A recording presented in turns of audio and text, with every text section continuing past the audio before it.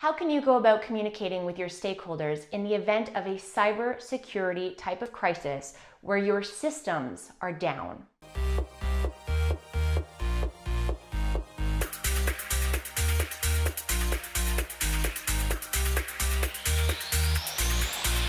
Hey everybody, Melissa Agnes here, and I'm here with this week's episode of the Crisis Ready video series, where I aim to help you implement a crisis ready culture, one tip, strategy, or case study at a time. So cybersecurity is a high-risk scenario that pertains to every single organization today and should absolutely be a part of your crisis preparedness program.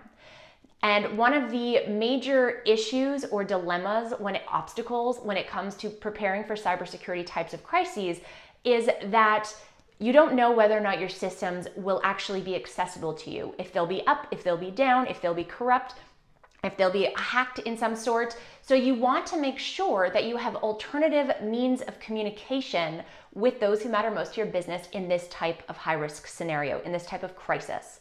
So what does that mean? It doesn't mean that you should go for a generalistic means of communication, for example, setting up a Gmail account that you would import all of your contacts to and use that in the event of this type of crisis.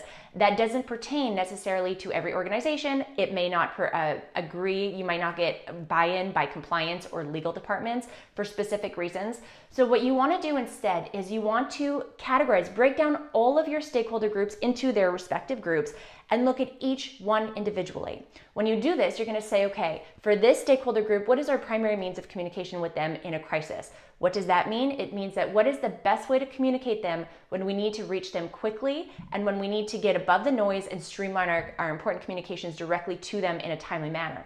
So your primary means of communication. Now, secondarily, if that were to be down, if that system, if you were not able to use that primary means of communication, then what? What is your secondary means of communication? It might be Gmail. It might be, calling them directly and making sure that you have those phone numbers on a different database, on a different system, a different server, so you have access to them if your servers were to be down. It may be social media. It might be using a text messaging app. You don't know unless you ask the question, and it really does pertain to each individual stakeholder group.